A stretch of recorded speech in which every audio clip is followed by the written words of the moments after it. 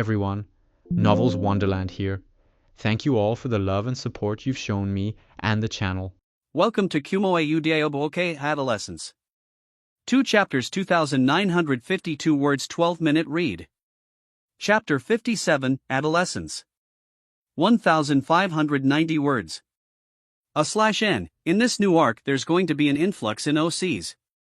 Mainly cause the amount of third years is so fucking little it's impossible not to, so hope y'all don't mind. Plus, please put your writing utensils down, the mathematics portion of the exam has ended. A calm voice rang throughout the exam room. With that statement, a series of clacks echoed as pencils were set down across the room.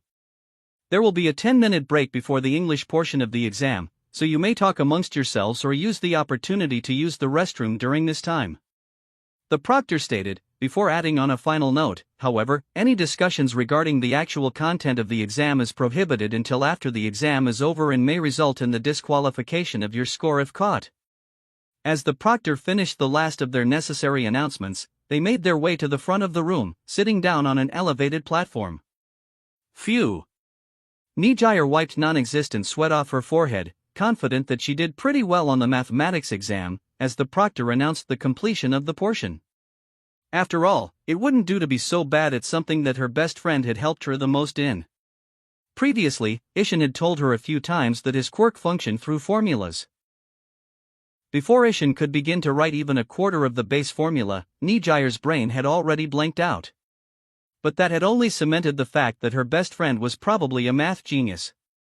Still, after finishing her math exam, she couldn't help but feel a bit of pity for Ishin. Having to do math way harder than the exam that she just finished every time that he wanted to use his quirk was too pitiful. At least for her she could just think something like activate, and her quirk would start working. If Ishin could read her thoughts right now, he would only roll his eyes in exasperation.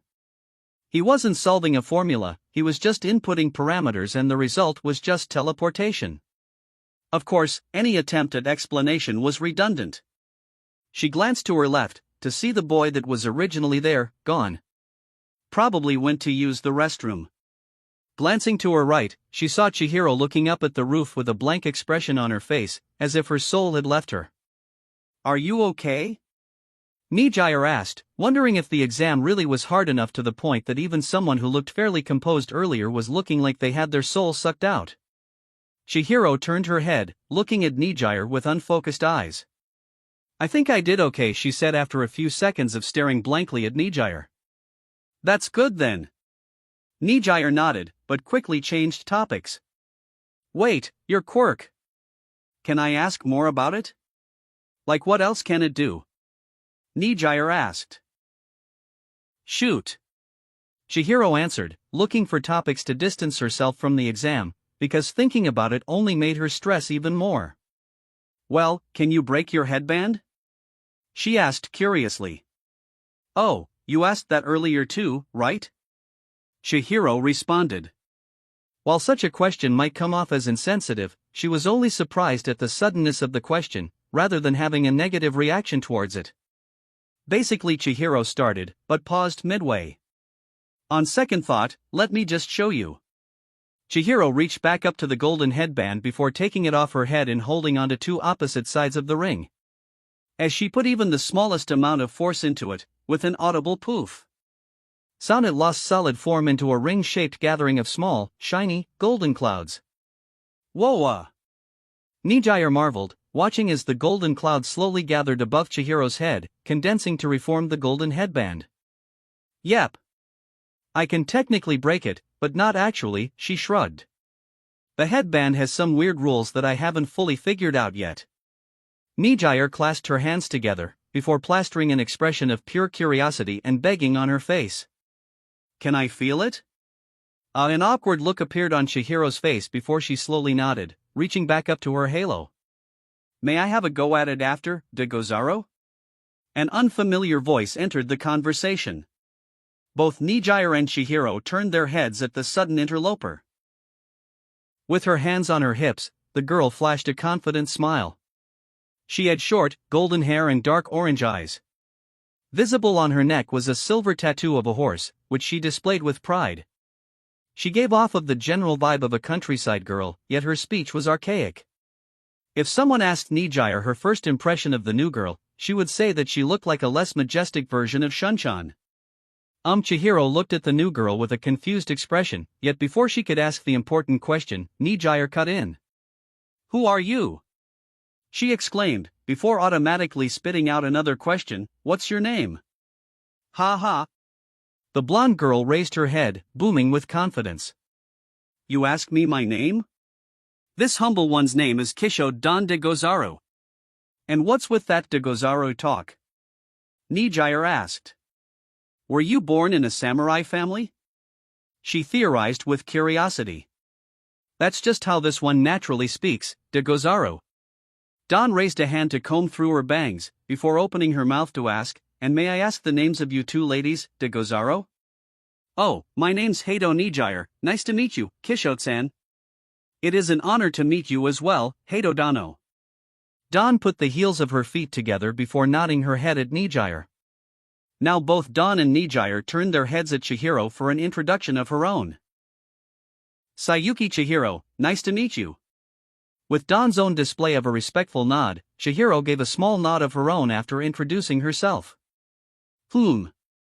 Don's eyes brightened at Chihiro's reciprocation of the head nod and nodded at her in return. "It is an honor, Sayuki Dano." Her request about Chihiro's quirk forgotten with a new addition into their small group, Nijire turned her attention to Don. "What's with that horse tattoo on your neck?" Chihiro turned to Nijire incredulously.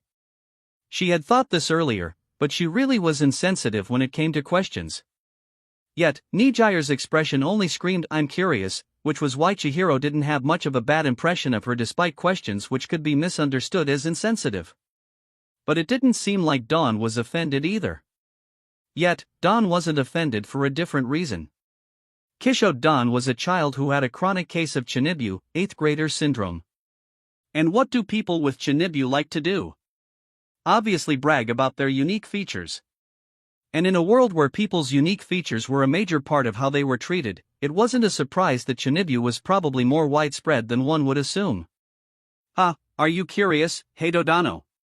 Don questioned with a satisfied smile on her face. After all, the main reason she revealed her horse tattoo so easily was because people would ask about it. It was a perfect scenario where a person who wanted to be asked questions and a person who asked questions met. I'm super curious." Nijire agreed, only feeding into Don's wish in people being curious about her unique features, quirks. "Is that so?" Don brightened with a smile that spanned her entire face, her excitement levels peaking. "Then I shall grant your wish, de Gozaro. This mark allows me to summon my beloved companion, Rocinante." Don exclaimed, waving a hand as if displaying a non-existent product with a flourish, and combed through her hair with her other hand. "Whoa!" Nijire clapped at the dramatic display which seemed like it belonged in theaters, with Chihiro following with a more subdued clap, mainly because Dawn had gained the attention of a majority of the test takers with her exclamation, yet it didn't feel right to not clap just cause the looks were embarrassing. Thank you, Dawn gave a small bow to Nijire and Chihiro. "So who's Rocinante?" Nijire asked. Dawn tilted her head, before realizing she didn't even specify who Rocinante even was. "Oh, Rocinante is my beloved." "Will the examinees please return back to their desks?" The proctor's voice echoed throughout the room, interrupting Dawn's sentence. "There is only a minute remaining of your break. I shall continue after the next portion, Heido Dano." Dawn resignedly said, her demeanor visibly more subdued. "Okay. Good luck, Kisho-san." "You too, Heido Dano, Sayuki Dano." Dawn nodded at the two, turning around. Chihiro and Nijire watched as Dawn took a seat right behind Nijire. She wasn't even sitting that far away, Chihiro inwardly complained. She thought with how downcast Dawn had become she sat a distance away, only for her to sit right behind Nijire. Yet before she could point it out, the proctor continued. "After this section, there will be another 10-minute break." The proctor repeated similar warnings and rules for the English portion of the exam. "You will have 45 minutes to complete this portion. I will announce when only 5 minutes remain. You may now begin. /N, this OC was inspired by one of my Discord server members, magicadon_QTI. Also, my Ishin commission is finally here, so you can find it on this comment here. Chapter 58, Adolescence. 1,362 words. Well, the written portion wasn't as hard as I thought it'd be. Chihiro mused, picking at her bento that her parents had lovingly packed for motivation for the entrance exam. Right? Nijire nodded, taking out an egg roll from the Shunchan created bento and popping it into her mouth, humming in content. Also, crazy how the school gives us an hour before the practical too. I agree with Heidodano, Don nodded, but looked at the served lunch by lunch rush for the examinees and then looked at Nijire and Chihiro's bentos, pausing before speaking. I didn't ask for a bento from my own parents because this humble one was curious about the pro hero lunch rush's cooking ability, but I can't help but feel a bit left out, de Gozaru.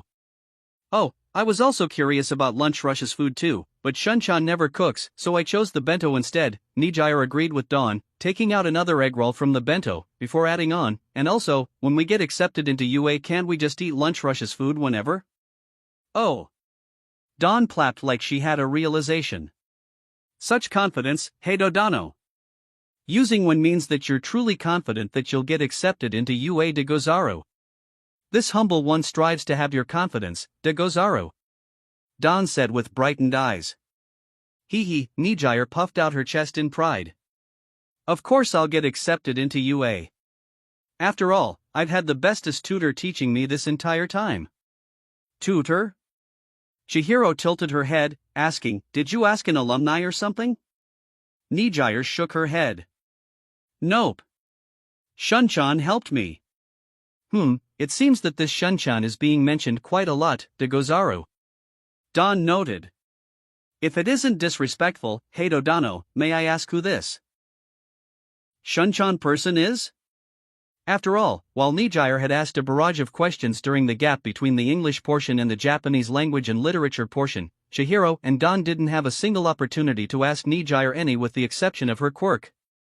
Nijire put a finger to her chin in thought, then nodded as if having defined her relationship with Ishin into a single classification, well Shunchan's my forever partner. Put. Cough cough. Chihiro, who was drinking water, immediately did a spit take. Unfortunately, the water went down the wrong pipe, causing her to cough. Dawn, sitting next to Chihiro, patted Chihiro's back, a dumbfounded expression on her face. Heidodano, may I ask for clarification of what you mean by forever partner? Dawn asked, quickly analyzing Nijire's innocent expression. From what Dawn knew of Nijire, which was little, she could assume that Nijire was somewhat airhead. For a Chunibu like Dawn, this was a surprisingly astute observation. But even that was all she could tell from Nijire. Nijire might seem airhead when looked at surface level, and at her core, she actually was indeed airhead. This only applied to Ishin, who was confident in his own understanding of Nijire. However, for the majority of the population who went in deeper, Nijire was someone who seemed airhead but was actually surprisingly aware. So when Nijire had classified Ishin as her forever partner, she hadn't meant something as misunderstandable as being pro-hero partners until they retired. No.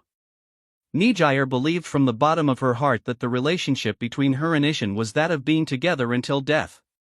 Of course, Nijire never thought about this relationship in a romantic way. It was just how it was, and it was how it was meant to be. Like how grass was green, and the sky was blue. Like how I said. Nijire said, not understanding what was to be misunderstood. Yet, her lack of explanation only led Chihiro and Dawn to misunderstand even further, assuming that Nijire just didn't understand the meaning of the two words. And unfortunately, the two were too aware to not tell Nijire about this misunderstanding. Chihiro nodded. While Nijire's statement of forever partners made her a little curious as expected of youth her age, that they were also at the age to believe that marriage was a decision to be made at a much older time in their lives. So with the emotionally heavy classification of forever partners, Chihiro inwardly debated on whether it was a good time to ask further. Fortunately for her, Dawn's curiosity won instead. So may I ask how you two met, de Gozaru? Because even if she might be a little eccentric, she couldn't help being curious about romance. We met a long time ago, Nijire reminisced, thinking back to when she first met Ishin. I think I was only a first grader when I first met Shunchan. So childhood friends. Both Don and Chihiro immediately classified the relationship. With that information, additional assumptions then popped into their heads. So it's that promised marriage childhood friend trope, I understand it now. Chihiro concluded, connecting Nijire's previous forever partner statement to the childhood friend classification. Don's thoughts went along the same lines as Chihiro. So while Nijire continued a very shortened, biased, and inaccurate childhood story, it only fed into the delusions of Chihiro and Don. Time quickly passed. Shunchan also made. Before Nijire could brag about Ishin any further, an announcement could be heard through the intercom. There are only 5 minutes remaining before lunch break concludes. I repeat, there are only 5 minutes remaining before lunch break concludes. All examinees, please make your way towards the auditorium. I repeat, all examinees, please make your way towards the auditorium. Fortunately for Don and Chihiro, they were finally free from Nijire's dog food feeding experience. Let's quickly make our way to the auditorium before it gets full. Chihiro quickly stood up, immediately taking the opportunity to end the convo. Good idea, Sayuki Dano. Don swiftly agreed, having already put her tray away. Okay, Nijire begrudgingly agreed, also standing up. While Nijire was making her way to the auditorium, back at the Hato household, Ishin was in Nijire's room, casually working on her costume. Of course, contrary to what one might assume with Ishin's necklace still on her, Ishin hadn't been eavesdropping on Nijire's conversation.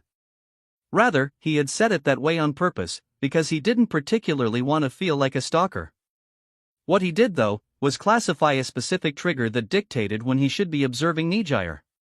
Originally, he did it every single time Nijire called for him, but after getting forced awake after Nijire had mumbled his name multiple times in her sleep, he changed it to more specific ones, such as calling his name with a specific tone.